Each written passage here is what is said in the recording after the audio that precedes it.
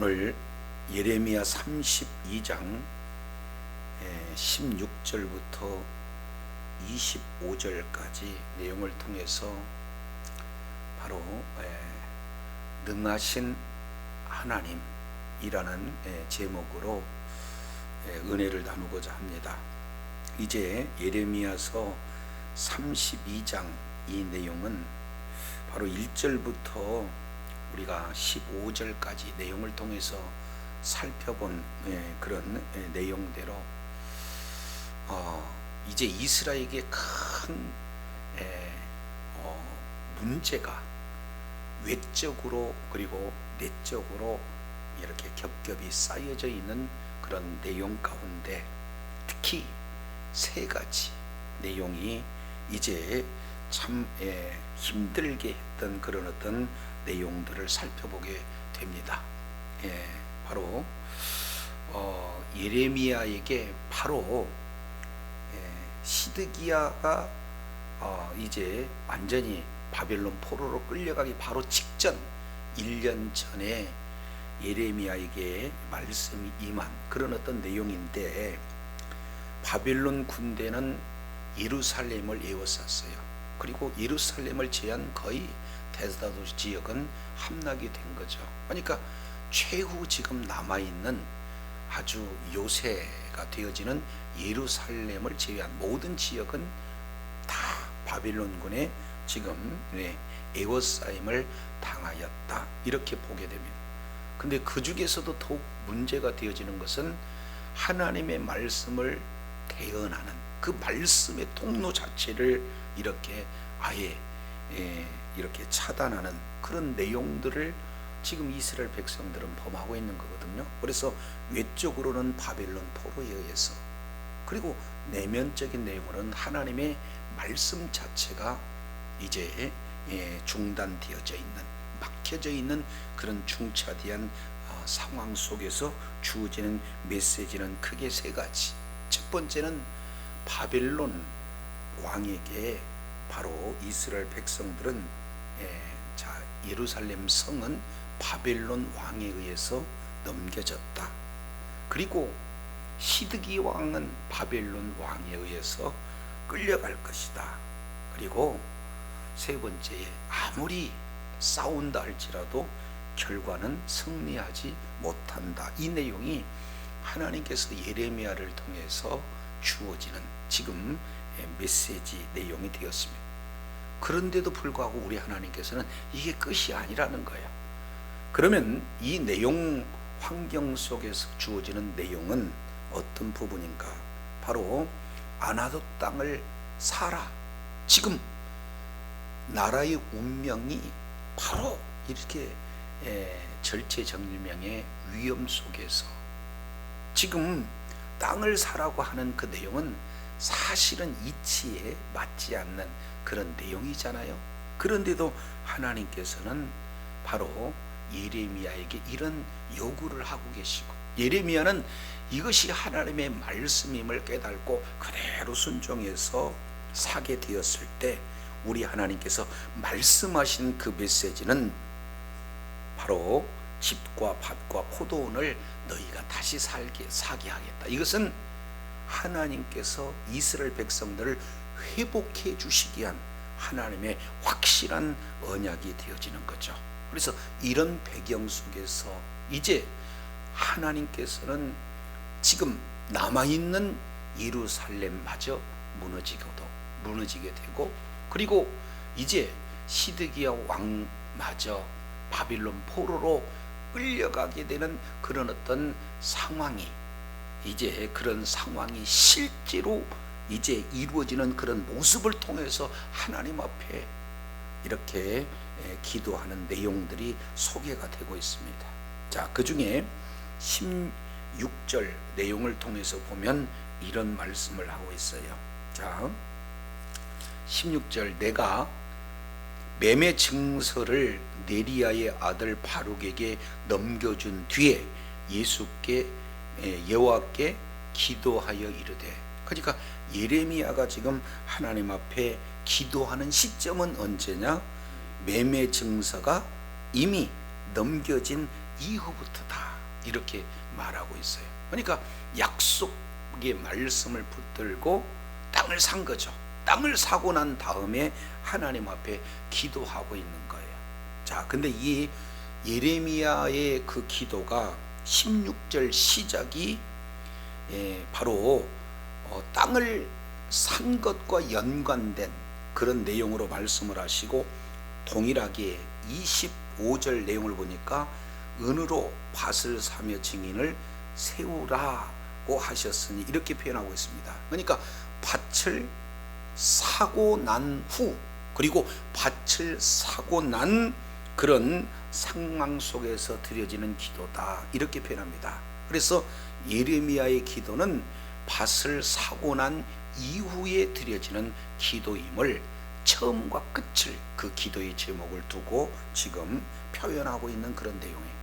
그러면은 이 예레미야 기도 속에 담겨져 있는 내용은 큰 내용으로 보면은 크게 세 가지의 그런 요소들이 포함이 되어 있습니다. 첫째, 17절부터 19절까지 이 내용은 이제 포로와 관련되어서 하나님께 대한 지금 신앙을 고백하고 있는 내용이에요.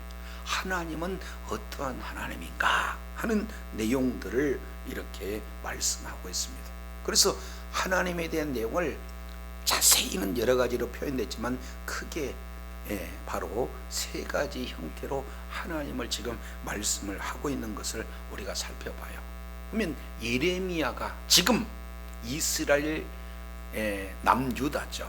남유다가 바빌론 포로로 끌려갈 그 바로 직전에 하나님을 향한 하나님의 그 바로 뭡니까? 성호에 들어가 있는 신앙 고백적 의미가 무엇인가? 이걸 조금 살펴보면은 계속해서 반복적인 내용이 소개되고 있습니다. 자, 32장 17절 내용을 보니까 슬프도소이다 이렇게 표현하고 있어요.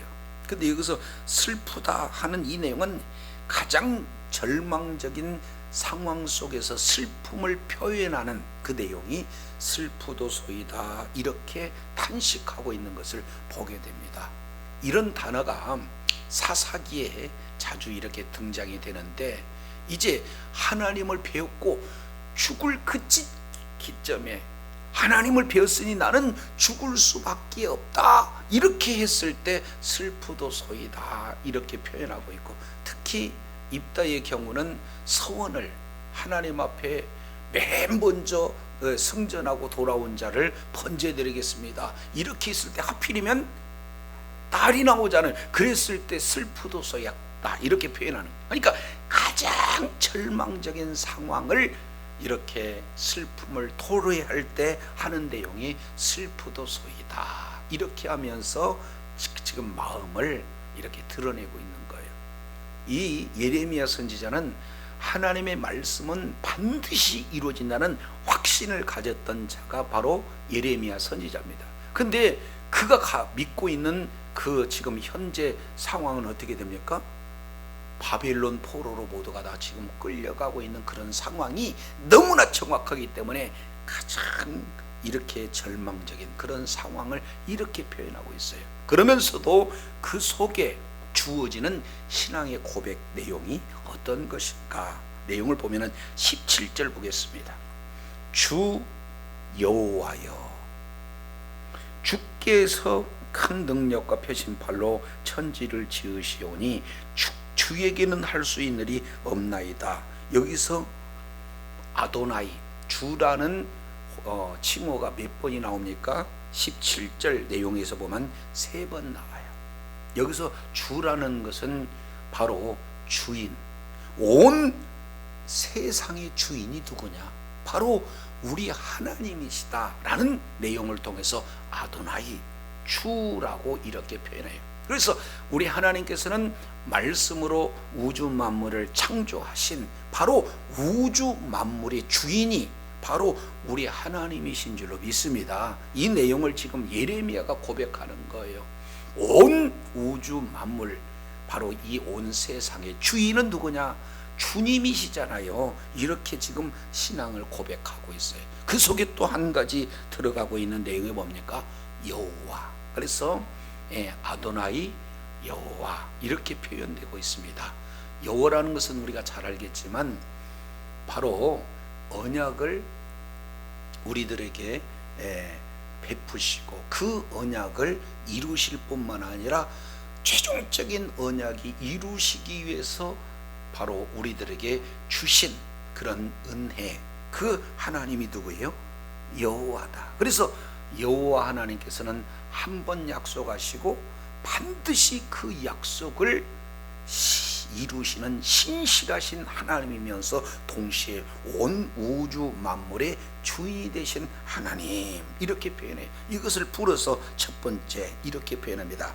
1번이에요 17절 하반절 중반절 내용을 보니까 주 여호와께서 주 여호와여 주께서 능력과 큰 능력과 펴신 팔로 뭐를 지었다? 천지를 지었다. 그러니까 여호와 하나님 아도나이 하나님은 어떤 하나님이냐? 천지를 지으신 창조주 하나님이십니다. 이렇게 고백하고 있어요.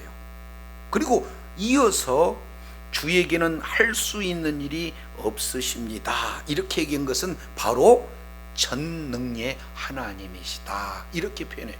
그래서 지금 예레미야가 고백하고 있는 하나님, 그 하나님은 1절 내용을 통해서 보면은 크게 세 가지 모습으로 나타나요.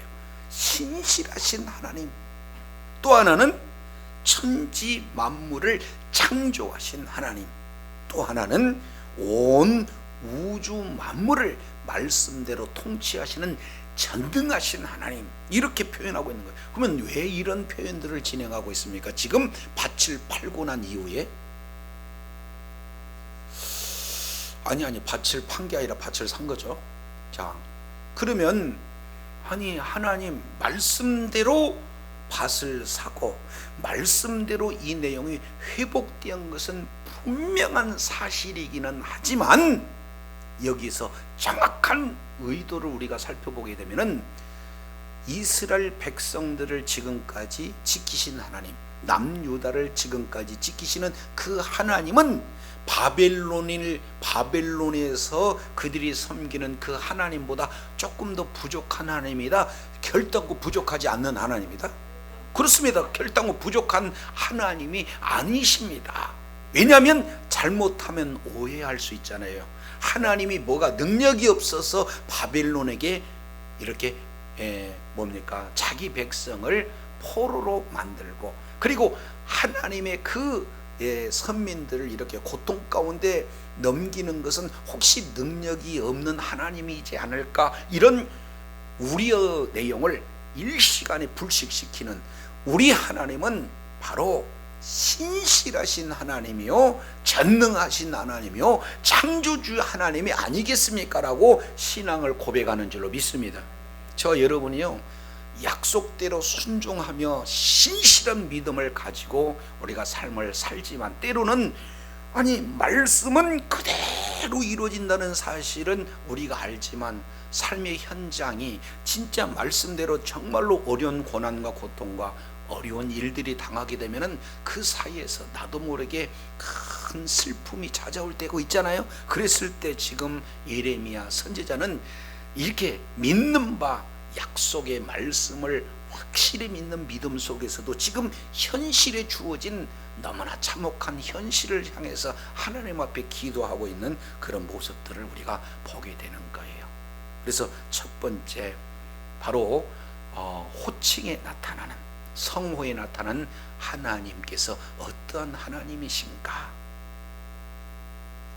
창조의 하나님, 전능하신 하나님, 신실하신 하나님, 이렇게 말씀하고 있어요. 크게 두 번째 신앙 고백의 내용이 18절에 기록이 되고 있습니다. 주는 은혜를 천만인에게 베푸시며 아버지의 죄악을 그 후손의 품에 갚으시오니 크고 능력 있는 하나님이시요 그 이름은 무슨 하나님? 만군의 여호와시다. 이렇게 표현하고 있습니다. 두 번째, 지금 고백되어지는 하나님은 어떤 하나님인가?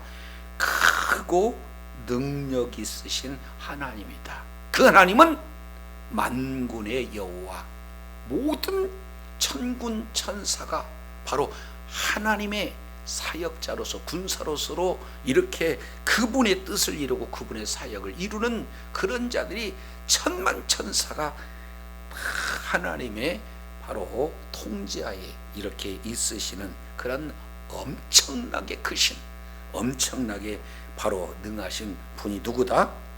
하나님이시다. 이것을 말씀을 하시는데, 자세히 보면은 앞에 이 세 단어가 대칭적인 측면으로 설명을 해줘요. 자, 주는 1번입니다. 은혜를 천만인에게 베푸신다. 이게 세 단어예요. 은혜를 누구에게 베푸세요? 그렇습니다. 우리 주님께서는 천만인에게 은혜를 베푸시기를 원하시는 크고 능하신 하나님이시다.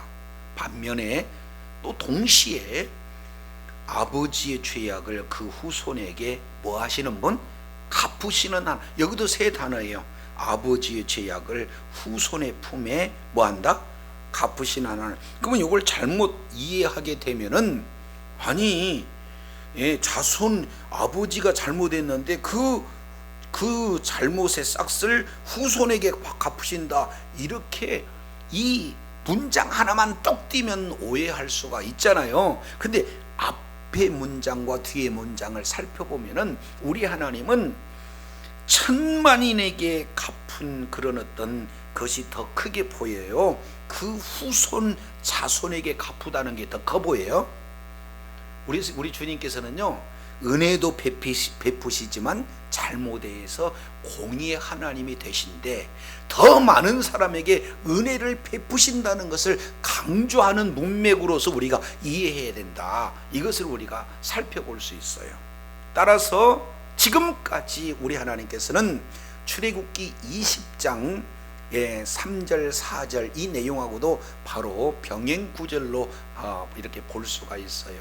하나님을 이렇게 말씀에 순종하는 자들은 천대까지 복을 받지만, 말씀에 분출종한 자들은 3, 4대까지 바로 죄악이 임한다, 그런 어떤 표현을 말씀하고 있어요. 그러니까 어느 특정 내용만 똑 따가지고 조상죄가 있다 이렇게 표현하면 오해가 되어지는 겁니다. 그래서 오늘 이 본문 내용은 하나님은 어떤 분인가 하는 것을 지금 17절의 호칭을 통해서 창조주의 하나님이요, 전능하신 하나님이요, 신실하신 하나님이다. 두 번째, 이 18절 내용을 보면은 크고 능하신 하나님이에요. 그런 하나님께서 이제 천만인에게도 은혜를 베풀어 주시고, 또 이제 죄악을 짓는 그런 자들 가운데 죄가 있는 그런 자들에게 보응을 해주시는 그런 분이시다. 그분은 만군의 여호와다, 이렇게 말씀을 하고 있습니다. 저도 여러분도 한없이 우리들에게 잘못을 계속 범했는데도 여전히 우리에게 바른 길을 제시하지 않는다, 그런 하나님은요 우리에게 너무나 힘든 거예요. 그잖아요. 자녀가 지금 많이 잘못된 길을 가고 있는데, 그래 내 새끼 잘했다, 그게 바른 부모는 아니잖아요. 잘못된 건 어떻게 해요? 바로 잡아줘야 되는 거죠. 그래서 우리 하나님의 그 크신 능력과 한없는 그러한 그 능력의 하나님께서는 잘하는 자에게는 계속 은혜를 주시지만, 잘못하는 자에게는 그 죄악을 반드시 물어서 바르게 가시기를 원하시는 만군의 여호와 하나님이다라는 것을 다시 한번 각인시켜주는 줄로 깨닫시길 바랍니다. 그러면 이 문맥 속에서 우리가 살펴보면은 이스라엘 백성들이 뭔가 특별하게 잘 했는데도 불구하고 하나님도 힘이 없고, 그리고 나라도 힘이 없어서 큰 나라에 지금 끌려가는 겁니까? 아니면 끌려가는 그 내용은 이렇게 만군의 하나님이요, 어마어마하게 크신 하나님인데도 불구하고 끌려가는 그런 내용은 바벨론이란 나라를 매로 사용해서, 채찍으로 사용해서 그들에게 지금 뭔가 바르게 설 수 있도록 징계를 베푸신 하나님이다, 이렇게 표현하는 겁니까? 너무 길지만 두 번째 내용이잖아요. 그래서 18절 이 내용을 지금 현재 바벨론 포로상에서 내용을 보면 하나님이 그렇게 약해서 호락호락하게 바벨론 그 신들에게 이렇게 뭡니까? 패배한 그런 하나님이 아니라 그분은 크신 하나님이고 그분은 능하신 하나님이고 그분은 만군의 여호와신 줄로 믿습니다. 우리도 역시 마찬가지죠. 우리가 믿는 믿음 바 그 하나님은요, 어떤 신하고 비교할 수 없는 존귀하신 하나님인 줄로 믿습니다. 그렇기 때문에 우리들에게요, 그 하나님, 크신 하나님, 이 만군의 여호와 하나님이 바로 우리의 아버지가 된다라는 것은 전적인 하나님의 보호 아래 있고, 하나님께서 약속의 말씀을 순종하는 그런 자에게는 천대까지 하염없이 은혜를 베풀어 주시지만, 우리가 말씀대로 벗어나게 되면 우리 주님께서는 여러 가지 사람을 통해서, 환경을 통해서, 또 나라의 경우에는 또 다른 강대한 나라를 막대기로 삼고 채찍을 삼아서 우리들을 바르게 진리 가운데로 이끄신 능하신 하나님이다라는 것을 보여주고 계신다는 거 기억하시기 바랍니다.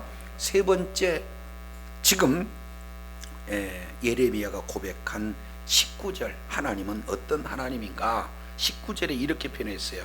주는 책략이 크시며 하시는 일에 능하시며 인류의 모든 길을 주목하시며 그 길과 그 행위의 열매대로 뭐 하시는 하나님?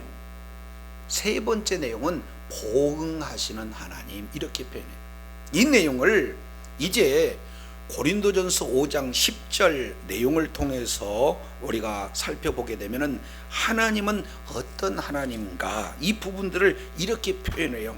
이는 우리가 받은 반드시 그리스도의 심판대 앞에 이르러 각각 선악간에 그 몸으로 행하는 것을 따르려 함이라. 그러니까 우리는 죽으면 반드시 어떻게 해요? 심판대에 있게 되어지는 거예요.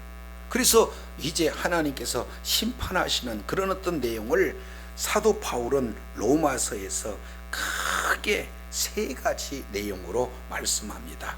첫 번째 내용을 통해서 보게 되어지면 로마서 2장이네요. 2장에서 내용 보면은 진리대로 심판하시고, 그리고 행한 대로 심판하시고, 그리고 이제 공의대로 심판하시는 그 심판의 원칙이 있어요.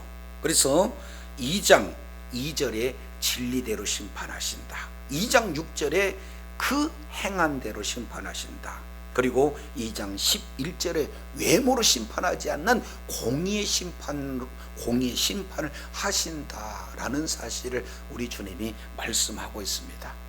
그래서 우리 하나님께서는 19절 조금 더 자세히 살펴보면은 그는 책략이 크시다, 그리고 하시는 일에 능하시다. 그러니까 아니, 책략도 크시는 그분이 뭔가 하나님의 백성들이, 그리고 하나님의 뭡니까? 언약의 자녀들이 바빌론으로 끌려가는 것은 뭐 하나님이 모르신 사이에 이루어진 거예요? 아니면은 그 계획 가운데 없으신 것이 이루어지는 거예요? 아니면 그런 것조차도 하나님의 계획 가운데 있는 겁니까? 그렇습니다. 그렇기 때문에 지금 예레미야 선지자는 17절, 18절, 19절 크게 이제 새 이런 어떤 하나님의 내용으로 전적으로 신앙을 고백하고 있는 거예요. 이런 하나님이 아니십니까? 그런데도 나는 슬퍼요. 왜 그러냐면 하나님께서 하시는 일을 내가 다 알 수는 없지만 그대로 하나님의 말씀대로 되는 것은 내가 제대로 믿지만 지금 놓여지는 환경을 바라보고는 내가 슬퍼하지 않을 수가 없잖아요 하면서 지금 하나님 앞에 기도하고 있는 그런 내용이 되어지는 겁니다. 그러면서 이제 17절부터 19절까지 이 내용은 하나님에 대한 신앙 고백을 그대로 지금 표현했다면 20절 내용부터 23절 상반절까지 이 내용은 하나님의 은혜에 대해서 회상하고 있는 거예요. 크게 두 가지. 첫 번째는 출애굽에 대한 회상이요, 두 번째는 여호수아를 통해서 가나안 정복했던 그 당시를 그 은혜를 회상하고 있는 내용입니다. 여기서 회상하고 있는 내용을 크게 세 단어로 요약합니다. 자, 20절 내용을 보니까 주께서 애굽 땅에서, 어디에서? 애굽 땅에서 표적과 기사를 행하셨습니다. 그래서 첫 번째 단어 뭐냐? 행하셨습니다. 어디에서? 애굽 땅에서. 어떻게 행하셨느냐? 표적과 기사를 행하셨습니다. 그러면 이것은 바로 과거에 있었던 그런 내용을 회상하고 있는 거예요. 그런데 오늘까지도 이스라엘과 온 인류 그 가운데 똑같이 바로 표적과 기사로 행하시는 분이 바로 주님이십니다. 이렇게 표현을 하고 있는 거예요. 오늘 또 하나님께서는 살아계셔서 이스라엘 백성들을 출애굽을 할 때 10개의 재앙을 내려서 하나님께서 큰 일을 하셨고, 그들을 이끌어내실 때 홍해를 가르시는 큰 일을 하셨고, 그들을 광야 40년 동안 인도하실 때 반석을 깨서 물을 주시고 하늘에서 만나를 내려주시고 여러 가지 밤에 이제 그 추위와 낮의 더위에서 지켜주셔서 이스라엘 백성들이 옷이 헤어지지 않고 신발이 헤어지지 아니할 정도로 보호해 주시고 공급해 주신 큰 일을 행하신 분이 바로 하나님이신 줄로 믿습니다. 그 하나님은 지금도 뭐 하세요? 살아계셔요. 지금 이스라엘 백성들이 비록 말씀에 불순종해서 바빌론 포로로 끌려가고는 있다고는 하지만 오늘도 똑같이 그런 크신 능력과 그런 표적과 기사를 행하실 분이 바로 주님이신 줄로 믿습니다. 자, 그런데 이 주님이 이렇게 표현해요. 20절 하반절 내용을 보니까 뭐라고 표현합니까? 그와 같이 행하사 주의 이름을 어떻게 했다? 오늘과 같이 되게 하셨다. 이 내용을 여호수아 2장 9절 10절 내용을 보면은 그 주변국에 있는 모든 사람들, 특히 가나안 땅에 있었던 기생 라합도 뭐라고 그래요? 너희 하나님은 얼마나 위대한지 요단 동편에 있는 시온과 옥을 멸해버리시고 그리고 홍해를 가르신 분이 너희 하나님이 아니냐, 상천하지 그런 하나님이 없었다. 우리는 그 하나님께서 오심을 보고 마음이 녹았다. 이렇게 표현하는 거예요. 그러니 시간은 지난다 할지라도 하나님께서는 지금도 생존해 계셔서 오늘 또 우리의 모든 삶의 현장에서 크신 능력을 행하시는 분이 바로 주님이신 줄로 믿습니다. 그래서 신앙생활을 했으면서 사람이 할 수 없는 그 일들 속에서 은혜를 베풀어 주신 적이 한두 번 있냐 그 말이죠. 그래서 여기 계신 모든 분들이 다 바로 하나님께서 우리 기도를 들으시고 그 어마어마한 일을 행하셨던 은혜를 다 한두 번 이상 다 경험한 분들이 바로 모두일 거예요. 자, 그런데 21절 내용을 보면 조금 더 진일보에서 이렇게 표현합니다. 주께서 표적과 기사와 강한 손과 펴신 팔과 큰 두려움으로 주의 백성 이스라엘을 애굽 땅에서 뭐 해버렸어요? 첫 번째 행하시고, 두 번째 인도하시고, 세 번째입니다. 22절 그들에게 주식으로 그 조상들에게 맹세하신 바 젖과 꿀이 흐르는 가나안 땅을 그들에게 주셨으므로 그들이 들어가서 이를 뭐 하셨습니다? 한번 따라하겠습니다. 차지하였다. 행하셨고 인도하여 내셨고 차지하였다. 이 내용이 하나님께서는 이스라엘 백성들을 실제 약속하시고 약속하신 그대로 바로 인도하여 내셔서 그 약속의 땅을 주신 분이 우리 하나님인 줄로 믿습니다. 근데 뭐라고 표현하냐면 맹세하신 대로 우리 주님께서 약속하셨어요. 그러니까 여기에서 강조되는 것은 뭡니까? 은혜 베풀어 주신 것은 뭐 때문에 그러는 거예요? 하나님의 약속. 그 약속을 하시고 그 약속을 반드시 지키시는 신실하신 하나님이라는 것을 부각하고 있는 줄로 믿습니다. 왜 그럴까요? 지금 예레미야 29장 10절 이 내용을 통해서 보면은 하나님께서 약속하신 것이 있어요. 이스라엘 백성들이 바벨론 포로로 끌려갈 때 몇 년 있다? 70년 있다. 그러면 그 약속을 나는 뭐 한다는 거예요? 반드시 이루시겠다. 왜냐하면 지금 이스라엘 백성들을 애굽으로 내려가서 그 애굽에 있는 자들을 끌어내서 약속의 땅을 주신다는 것은 바로 창세기 12장 7절, 그리고 특히 창세기 15장에 보면은 아브람과의 횃불 언약을 통해서 너희가 바로 애굽으로 내려가지만 4대 만에 돌아오리라 하시는 약속을 계속해서 아브람에게 주시고 이삭에게 주시고 야곱에게 주시고, 그 말씀은 요셉에게 전수가 된 줄로 믿습니다. 그래서 한번 약속하신 말씀을 반드시 이루셨던 것처럼 오늘 지금 목전에서 이스라엘 백성들이 바벨론으로 끌려가는 그런 상황이 된다 할지라도 우리 주님은 약속하신 대로 끌려간 그런 상태에서 반드시 70년이 차면 다시 회복시켜 주시기는 신실하신 하나님을 더욱 이렇게 강조하고 있는 그 기도 내용인 줄로 믿습니다. 그러니까 예레미야는 하나님에 대해서 어떤 분인가를 정확하게 알고 그 하나님이 지금 바벨론 포로로 끌려갈 때 결코 능력이 없으시는 하나님이 아니다.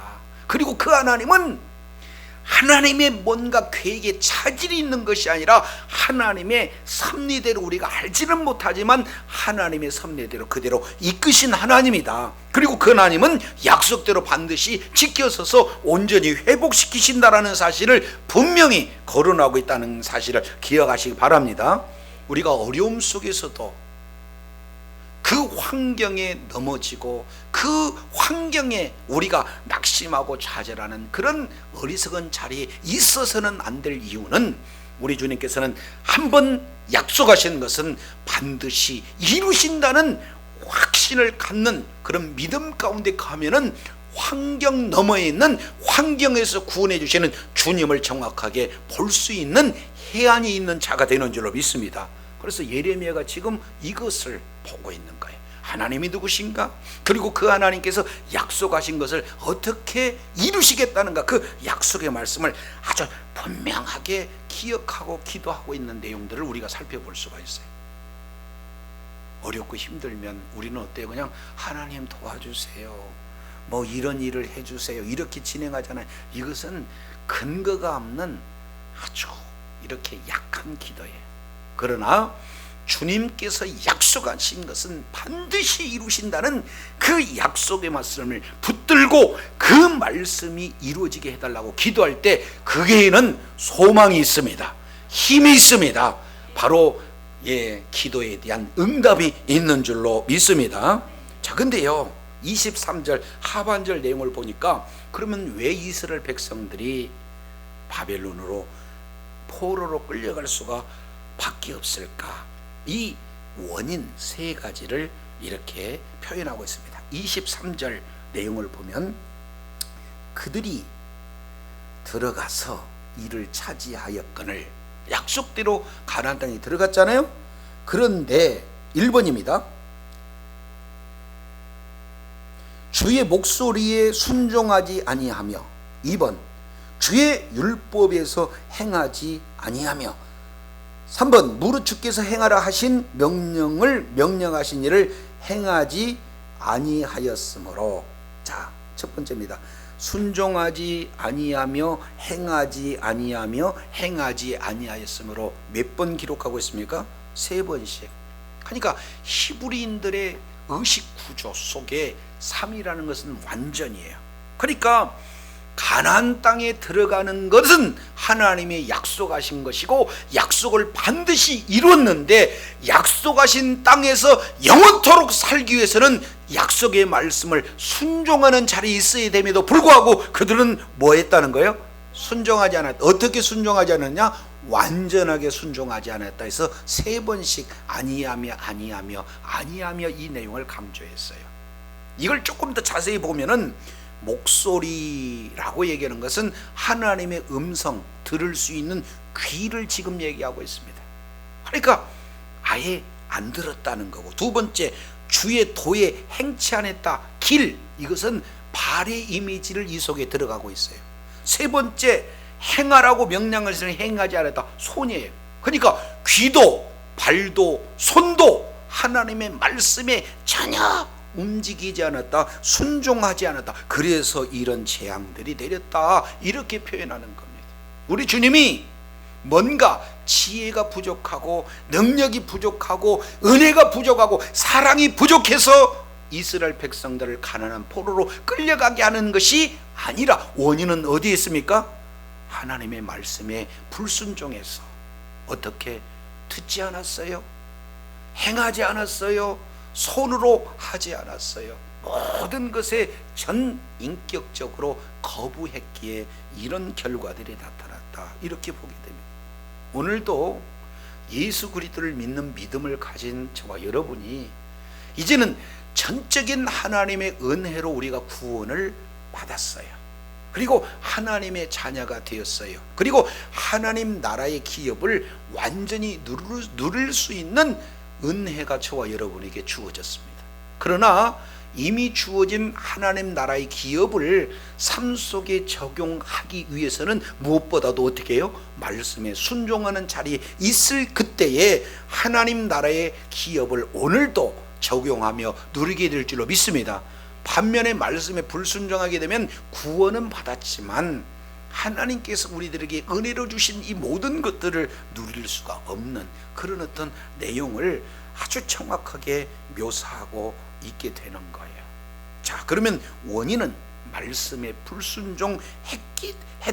그래서 이런 결과가 나타났다. 그러면은 이 부분들이, 자, 조금 더 구체적으로 24절에 다시 한번 세 개의 이미지로 말씀하고 계시네요. 자, 이 24절 내용을 보니까 이렇게 표현해요. 보옵소서, 이 성을 빼앗으려고 만든 참호가 이 세상에 이르렀고. 그러니까 여기에 바벨론 군사들이 지금 예루살렘을 치기 위해서 오고 있는 그런 공격의 모습을 얘기하는 겁니다. 그로 말미암아 1번 칼과 2번 기근과 3번 전염병, 이것은 요한계시록까지 계속 이어지게 되는 거예요. 자, 그래서 이 성이 이를 치는 갈대의 손에 넘김바 되었다. 그러면 왜 넘겨졌는가 하는 그 세 가지 원인은, 첫 번째 칼, 두 번째 기근, 세 번째 뭐예요? 전염병. 요 내용이에요. 칼이라는 것은 전쟁의 또 다른 표현입니다. 그러면은 칼로 전쟁이 이르게 되면은, 지금 오늘날의 전쟁하고 달라서 그때는 성을 어떻게 됩니까? 에워싸게 되죠. 에워싸게 되면은 들어갈 수도 없고 나갈 수도 없는 그런 지경에 이르게 되어지면 결국에 안에 있는 식량이 고갈돼서 결국에는 뭡니까? 기근이 올 수밖에 없어요. 그러면은 거기에서 칼로 죽은 자, 그리고 굶어 죽는 자, 이런 내용 때문에 식수도 부족하고, 그래서 결국에는 전염병이 창궐해서 모두가 다 멸망할 수밖에 없는 그런 내용을 세 원인으로, 바로 칼과 기근과 전염병, 이런 어떤 내용들을 말씀하고 있습니다. 오늘날도 여전히 마찬가지예요. 곳곳에서 말씀에 불순종하게 되면은 전쟁들이 나타나고, 그리고 전쟁이 일어나면은 사재기가 나타나고, 있는 자는 그나마 조금 버티지만 없는 자들은 어떻게 돼요? 아사자가 계속해서 창궐할 것이며, 전염병 역시 이렇게 많은 사람들을 이렇게 생명을 앗아가는 그런 아주 끔찍한 일들이 나타나게 되어졌다. 이렇게 표현합니다. 그런데 이것은 참 주목해야 할 단어가 24절 하반절에 보니까 이렇게 된 것은 주의 말씀대로 됐다는 거예요. 자, 한번 따라했습니다. 주의 말씀은 반드시 성취되어집니다. 그렇습니다. 주의 말씀은 반드시 이루어지는 줄로 믿습니다. 이것은 그냥 갑자기 되어지는 것이 아니라 우리 하나님께서 말씀하신 그대로 이루어졌다는 거예요. 따라서 예레미야 선지자가 25절에 주 여호와여 주께서 내게 은으로 사며 증인으로 새로 하셨으나 이 성은 갈대아 손에 넘겨진 바 되었습니다. 말씀은 제가 알고요 그대로 이루어진다는 사실을 알지만 현실을 보니까 너무 슬프네요. 이것이 지금 예레미야가 바로 기도할 수밖에 없는 그런 내용인 거거든요. 저도 여러분도 말씀대로 이루어진다는 것은 다 알아요. 그러나 그런 참혹한 현실을 만나게 되어지면은 너무 이렇게 슬퍼할 수밖에 없는 그런 상황 가운데 놓여지게 되는 거고, 그럴 때 우리가 환경을 이기고 어떻게 하든지 주의 약속의 말씀을 붙들고 승리하기 위해서는 어떻게 됩니까? 말씀을 붙들고 기도하는 예레미야 모습처럼 저와 여러분이 기도할 때에 자신을 이기고 모든 환경을 이기고 악한 사탄이를 이기고 모든 환경을 이렇게 발로 밟고 승리자가 될 줄로 믿습니다. 주님 오시는 그날까지 어떤 상황 속에 있더라도 오늘 예레미야가 고백했던 신앙 고백이 이루어지고, 그리고 베푸신 은혜를 늘 생각하면서 그 원인이 무엇이고 그 근거가 무엇인지를 정확하게 저와 여러분이 이렇게 말씀을 믿는 믿음을 가지고 있다라면은 그런 환경 속에서도 환경에 의해서 지배되는 것이 아니라 승리하게 될 줄로 믿습니다. 어려운 일들은 누구에게나 다 주어져 있어요. 그러나 그 어려운 문제를 해결하는 그런 시각은 각자 신앙에 따라서 차이가 있게 되는 겁니다. 진정한 믿음은 약속의 말씀을 알고 그대로 이루어지는 것보다도 그 이루어지는 환경 속에서도 그런 문제에 의해서 흔들리는 자가 아니라 그 문제를 해결할 주님을 붙드는 자가 능력자인 줄로 믿습니다. 그래서 주님 오시는 그날까지 약속의 말씀을 붙들고 그 약속을 이루실 우리 주님 앞에 담대하게 나가서 기도할 때 우리 하나님께서는 그 기도를 반드시 들어주시고 말씀이 위로가 되어지고 말씀이 생명이 되어서 그 문제를 능히 해결할 수 있는 원천의 힘을 공급받아 날마다 승리하게 될 줄로 믿습니다. 주님 오시는 그날까지 신실하신 약속의 말씀을 붙들고 그 말씀을 이루신 주님 앞에 나가 기도하며 그 주님으로 말미암아 그 약속을 확실히 적용하며 공급되어지는 힘으로 날마다 승리하며 주님 앞에 영광 돌리는 복된 자녀들 다 되시기를 예수 이름으로 축원합니다. 기도하겠습니다. 걸어가시고 자비로우신 하나님 아버지 감사를 드립니다. 오늘 예레미야 선지자는 약속 말씀대로 이스라엘 백성들은 이제 바벨론 손에 넘겨져 있고, 그리고 시드기 왕은 포로로 끌려갈 거며 어떤 경우라도 전쟁에서 승리할 수 없는 그런 메시지를 전하고 있는 그때에 우리 하나님께서는 오히려 망해가는 나라를 향해서 밭을 사라고 주님이 말씀하셨는데 원인도 모르고 잘 이해는 할 수 없으나 하나님의 약속의 말씀 그대로 순종해서 이제 땅은 샀지만 이런 뜻이 바로 현실하고 너무 동떨어져서 하나님 앞에 첫 번째 슬픔을 토로하며 기도하는 내용 속에 선지자는 신앙의 고백이 들어가 있고 하나님께서 베푸신 은혜를 기억할 뿐만 아니라 왜 이런 일이 있느냐